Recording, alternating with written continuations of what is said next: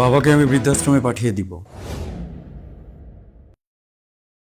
সত্যি তুমি বাবাকে বৃদ্ধাশ্রমে পাঠিয়ে দিবে?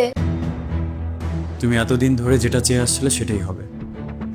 একটা মানুষ একটা মানুষকে যতভাবে বোঝানোর চেষ্টা করতে পারে, আমি সেই সবভাবে তোমাকে বোঝানোর চেষ্টা করেছি, কিন্তু দিন শেষে ফলাফল একটাই, তুমি রাজি হওনি। আর যেহেতু তুমি আমার সহধর্মিণী, আমার জীবনের অনেক মূল্যবান সময় তোমার সাথেই কাটে, আমার জীবনের বাকিটা সময়ও তোমার সাথেই কাটাতে হবে। তাই তোমার সাথে অশান্তি করে কোনো ডিসিশন নিয়ে যে আমি জীবনে সুখী হতে পারবো না, সেটা আমার বোঝা হয়ে গেছে। তোমার কথাই থাকবে, আমি বাবাকে বৃদ্ধাশ্রমে পাঠিয়ে দিব। আচ্ছা, তুমি এই বিষয়টা নিয়ে মন খারাপ করছো কেন বলো তো? বাবাকে বৃদ্ধাশ্রমে পাঠিয়ে দিলে ক্ষতিটা কোথায়? ক্ষতি নেই। আমার বাবা ছোট থেকে আমাকে এত কষ্ট করে কোলেপিঠে করে মানুষ করেছেন। আজকে সেই বাবাকে আমি বৃদ্ধাশ্রমে পাঠিয়ে দিচ্ছি। এই ডিসিশনটা নেবার পর থেকে নিজের দিকে তাকাতেই আমার ঘৃণা বোধ হচ্ছে। তুমি তো জানো, ছোটবেলায় আমার মা মারা গেছেন। আমার একমাত্র অভিভাবক, একমাত্র বন্ধু, সবকিছুই ছিলেন আমার বাবা। এই পৃথিবীতে আমার বাবার আমাকে ছাড়া কেউ নেই। এক্স্যাক্টলি, আমি তোমাকে এটাই বারবার বলছি যে বাবার তুমি ছাড়া আর কেউ নেই। এখন তুমি কি বাবাকে সারাদিন সময় দিতে পারো? বুকে হাত দিয়ে বলো, সত্যি করে বলবা। না, যদিও সেটা আমার পারা উচিত ছিল, কিন্তু সন্তান হিসেবে আমি কখনোই ততটা যোগ্য ছিলাম না। আমার বাবাকে ততটা সময় আমি কখনো দিতে পারিনি। সেটাই তো, বাবা বাসায় থাকলে তুমি তো আর বাবাকে সময় দিতে পারো না, আর আমি আমার কাজ নিয়ে থাকি ব্যস্ত। তাহলে এই যে মানুষটা সারাদিন বাসায় একা একা বসে থাকে, ওনার কি ভালো লাগে বলো? এই বয়সে এসে সে একাকিত্বে কতটা ভোগে তুমি জানো? বাবা যদি এখন বৃদ্ধাশ্রমে যায়, তার সমবয়সী কত মানুষকে সে ওখানে খুঁজে পাবে। ওখানে গেলে তার বন্ধু হবে, বান্ধবী হবে, কথা বলার কত মানুষ হবে বলো? কথা বলার জন্য হয়তো সেখানে তার অনেক মানুষ থাকবে, শুধু থাকবে না তার নিজের ছেলে। ইমোশনালি চিন্তা করলে চিন্তা করে যায়, কিন্তু একটু লজিক্যালি ভাবো। বাবা যখন তার সমবয়সী বন্ধু পাবে, কথা বলার মানুষ পাবে, বাবার কি ভালো লাগবে না বলো? বাবার ভালো লাগবে কি লাগবে না সেটা আমি কিভাবে বলবো? সেটা তো সবচেয়ে ভালো বাবাই বলতে পারবেন। বাবা বলেন, আপনার ভালো লাগবে না?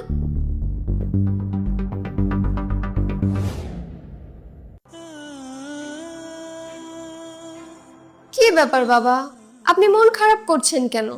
আপনি তো ওখানকার বিষয়টা বুঝতেই পারছেন না। একবার যদি বুঝে যান, তাহলে আর ওখান থেকে আসতেই চাইবেন না। হ্যাঁ, তুমি তো সেটাই চাইছো, যাতে বাবা আর কখনো সেখান থেকে ফিরে না আসে, তাই তো? না না, আমি তো সেটা বলিনি। হ্যাঁ, তুমি সেটাই বলেছো, কিন্তু হয়তোবা তোমার কাছে মনে হচ্ছে তুমি সেটা বলোনি, অথবা তোমার কাছেও মনে হচ্ছে তুমি সেটাই বলেছো কিন্তু তুমি স্বীকার করছো না। তুমি আমার সাথে এভাবে কেন কথা বলছো? মিষ্টি করে কথা বলেও যে বীজ ঢালা যায়, এটা সম্ভবত তোমাকে না দেখলে একটা মানুষ কখনোই বলতে পারবে না। তুমি কিন্তু শুধু শুধু এখন আমাকে ভুল বুঝছো। যেহেতু সংসারটা আমাদের দুজনের, তাই সকাল বিকাল আমাকে তোমার কথাই শুনতে হচ্ছে। তাই আমি যত যাই বলি না কেন, দিন শেষে তোমার ডিসিশনকে আমার মেনে নিতে হবে, কারণ আমি চাই না আমাদের সংসারে কোনো রকমের কোনো অশান্তি হোক। বাবাকে আজকেই বৃদ্ধাশ্রমে পাঠিয়ে দিব। তবে হ্যাঁ, তোমার কথা মেনে নিচ্ছি বলেই তুমি ভেবো না যে তুমি রাইট। আমাকে বাধ্য হয়ে তোমার কথা মেনে নিতে হচ্ছে। যাও, এবার বাবার ব্যাগটা গুছিয়ে দাও, আমি ওনাকে নিয়ে বের হব। তোমরা শুধু মিলেমিশে থেকো, কোনো অশান্তি করো না। আমার ব্যাগ আমি নিজেই গুছিয়ে নিতে পারবো, সেটা নিয়ে তোমরা কোনো চিন্তা করো না। না না বাবা, আপনি কষ্ট করে ব্যাগ গুছাতে যাবেন কেন? আপনার ব্যাগ আমি গুছিয়ে দিচ্ছি। হ্যাঁ হ্যাঁ, সেটাই তো ভালো হয়। বাবাকে খেদমত করার সুযোগ হয়তো ভবিষ্যতে আর তুমি কখনোই পাবে না। তুমি গুছিয়ে দাও, সেটাই ভালো হবে। আর হ্যাঁ, সাথে আমাদের দুজনের ব্যাগটাও গুছিয়ে নিও। কি বলতেছো তুমি? আমাদের দুজনের ব্যাগ গোছাবো কেন? আমরা কি কোথাও যাচ্ছি? আচ্ছা, তুমি কি কোনো সারপ্রাইজ প্ল্যান করেছো আমার জন্য? আমরা কি কোথাও ট্যুরে যাচ্ছি সত্যি সত্যি? আচ্ছা, কোথায় যাচ্ছি বলো তো? দেশের ভেতরে নাকি দেশের বাইরে? না, আমরা দেশের বাইরে কোথাও ট্যুরে যাচ্ছি না, ইভেন দেশের ভেতরেও কোথাও ট্যুরে যাচ্ছি না। আমরা তো ট্যুরেই যাচ্ছি না, আমরা আমাদের নতুন ভাড়া বাসায় উঠে যাব। এজন্য তোমাকে ব্যাগ গোছাতে বলেছি। আমাদের নতুন ভাড়া বাসায় উঠবো মানে? আমি এই বাসা ভাড়া নিয়েছি তো। আমি তোমাকে অবশ্য বলতাম, কিন্তু বলার সুযোগটা পাইনি। আমাদের নিজেদের বাসা থাকতে আমরা আরেকজনের বাসায় ভাড়া উঠবো কেন? আমাদের নিজেদের বাসা থাকার পরেও আমরা তো আরেকজনের বাসায় ভাড়া উঠছি না। আমাদের নিজেদের কোনো বাসাই নেই, এজন্য আমরা আরেকজনের বাসায় ভাড়া উঠছি। তুমি কি বলছো বলো তো? তোমার কথা কিন্তু আমি বুঝতে পারছি না। না দেখো, বাসাটা তো আমি আমার চাকরির টাকা দিয়ে করে নিই, আর তুমিও যৌতুকে তোমার বাবার বাড়ি থেকে বাসাটাকে নিয়ে আসুনি। এই বাসাটা আমার বাবার সারা জীবনের কষ্টের টাকা দিয়ে বানানো। তারপরও বাবা এই বাসাতে আমাকে তোমাকে থাকতে দিয়েছেন, এটা তার উদারতাই বলতে পারো। কারণ বাসাটা তো আমার না, বাবার। হ্যাঁ, তাতে কি হয়েছে? তোমার বাবার বাসা তুমিই তো পাবে নাকি নাকি অন্য কেউ পাবে? তোমার তো আর কোনো ভাই বোন নেই, বাবার যা কিছু আছে সব তো তুমিই পাবে। হ্যাঁ পেতাম, অবশ্যই পেতাম। সেটা তখনই পেতাম যখন আমি শেষ বয়স পর্যন্ত বাবাকে দেখাশোনা করতাম, আমার দায়িত্বটা আমি পালন করতাম। তখন বাবার দায়িত্বের জায়গা থেকে সে আমাকে বাসাটা দিয়ে যেতেন। এখন আমি তো আমার দায়িত্বটা পালন করতে পারছি না, তাকে দেখাশোনা করতে পারছি না। আমাকে তোমার কথা মেনে নিয়ে বাবাকে বৃদ্ধাশ্রমে রেখে আসতে হচ্ছে। সেদিক থেকে বাবাও কিন্তু তার দায়িত্বটা পালন না করলেও পারেন। এখন আমি তুমি আমরা প্ল্যানিং করে বাবাকে বৃদ্ধাশ্রমে রেখে আসতে যাচ্ছি। তার জীবনের শেষ সম্বল বলতেও তো একটা কিছু তার প্রয়োজন আছে, তাই না? দেখো, কিছুদিন পরে বা কিছু বছর পর যদি বাবার কিছু হয়ে যায়, তাকে কে দেখাশোনা করবে? তুমি নিশ্চয়ই করবে না। আর আমি তখন চাইলেও বাবার জন্য কিচ্ছু করতে পারবো না, কারণ কিছু করতে গেলেই তুমি আমার সংসারে অশান্তি করবা, যেটা আমি চাই না। তখন বাবা যাতে সেফ অ্যান্ড সিকিউর একটা লাইফ লিড করতে পারে, এজন্য বাবার এককালীন কিছু টাকার প্রয়োজন আমি মনে করি। তাই বাবা একটা ডিসিশন নিয়েছেন। ডিসিশনটা হলো এই বাড়িটাকে বিক্রি করে দিয়ে যত টাকা পাওয়া যায় সমস্ত টাকা সে তার ব্যাংক অ্যাকাউন্টে ফিক্সড ডিপোজিট করে রাখবেন। কি কি কি বলছো তুমি? আর এই বিষয়ে আমাদের পারিবারিক উকিলের সাথে আমাদের কথা হয়ে গেছে। আমি আশা করছি আগামীকালকের মধ্যেই বাসাটা বিক্রি হয়ে যাবে আর সমস্ত টাকা বাবার অ্যাকাউন্টে ঢুকে যাবে। সুতরাং কালকের পরের দিন থেকে আমরা কিন্তু এই বাসার মালিক আর থাকছি না। আমাদেরকে আলটিমেটলি একটা ভাড়া বাসাতেই উঠতে হবে, যেটার কারণে আমি একটা ভাড়া বাসাও ঠিক করে ফেলেছি আর তোমাকে ব্যাগ গোছাতে বলছি। এই, সত্যি করে বলো তো, তুমি কি আমার সাথে মজা করছো? বাবা, সত্যি করে বলেন তো, আপনারা দুজনে মিলে কি আমার সাথে মজা করছেন? ও এসব কি বলছে? আর আপনি আপনার ছেলেকে দেওয়া বাসা বিক্রি করে দিবেন? আপনি কেমন বাবা? তিনি ততটাই ভালো বাবা যতটা ভালো ছেলে আমি হতে পেরেছি। আমি ছেলে হিসেবে যতটা ভালো হতে পেরেছি তার চেয়ে ভালো বাবা তো তিনি চাইলেও হতে পারবেন না, আর তার হওয়া উচিতও না। জীবনে ভালো হওয়ার প্রয়োজন আছে, কিন্তু মাত্রাতিরিক্ত ভালো হওয়া মানুষের জন্য ক্ষতিকর। শেষ বয়সে তার দেখাশোনাটা পর্যন্ত আমি করতে পারছি না। কাপুরুষের মতো তাকে বৃদ্ধাশ্রমে আমি রেখে আসছি, আর সে তার বাসাটা বোকার মতো আমাকে লিখে দিয়ে চলে যাবেন? এটা কি হয়? এটা হয় না, এটা হওয়া উচিতও না, আর আমি সেটা হতেও দেব না। ইট মারলে পাটকেল তো খেতেই হবে। ইট তো মারা হয়ে গেছে, সেটা আমি বুঝে মারি না বুঝে মারি আর তোমার কথা শুনেই মারি। ইট যেহেতু মারা হয়েছে, পাটকেল এবার খেতে হবে, আর সেটার জন্য তোমার আর আমাদের দুজনেরই প্রস্তুতি নেওয়া উচিত। যাক, এত কথা বাড়িয়ে লাভ নেই। তোমাকে আর আমাকে এই বাসা ছাড়তেই হবে, যেমনটা বাবাকেও ছাড়তে হবে। তুমি যাও, আমাদের ব্যাগগুলো গোছাও, বাবারটা বাবা গুছিয়ে নেবেন। আজকে বিকালের মধ্যে আমাদেরকে এই বাসাটা ছাড়তে হবে। এই, না না না না, তুমি এসব কি বলছো? আমরা কোথায় যাব? কি ব্যাপার, তুমি এত ভয় পাচ্ছ কেন?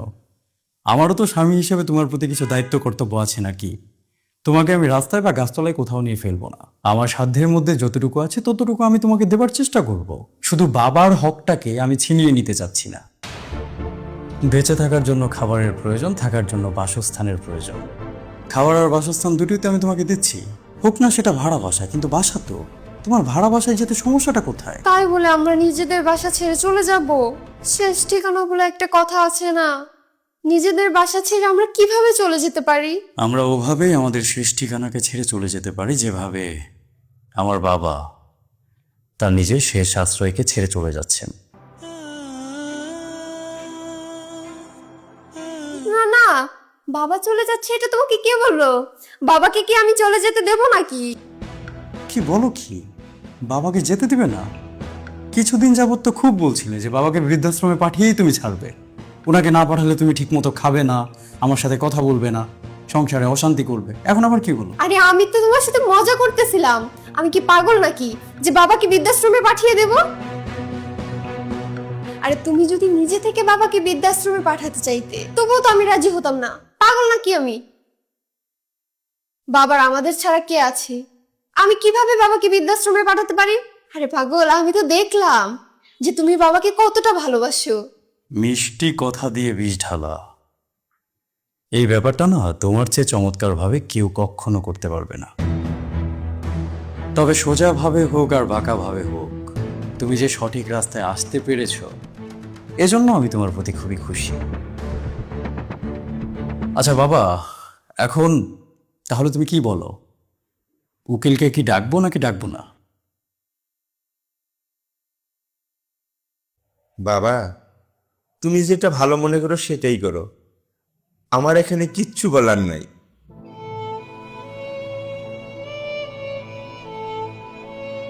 জি বাবা, আপনি যান, ফ্রেশ হয়ে নিন, আমি আপনাকে খাবার দিচ্ছি। আর আপনার এ বাসা ছেড়ে কোথাও যেতে হবে না।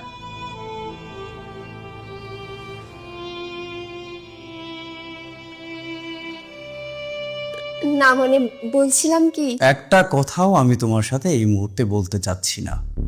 দয়া করে তুমি আমার সামনে থেকে এখন যাও।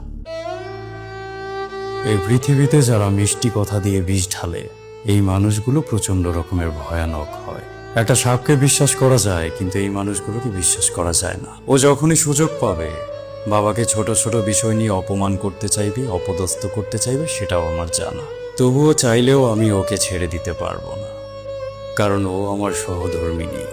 প্রত্যেকটা মানুষের প্রতি আমার দায়িত্ব রয়েছে, কর্তব্য রয়েছে, যেটাকে আমার যে কোনো পরিস্থিতিতে পালন করতে হবে। পৃথিবীর যত দায়বদ্ধতা সব যেন পুরুষের কাঁধে এসেই পড়েছে। পুরুষকে বোঝার মতো কেউ কোনো কালেই ছিল না।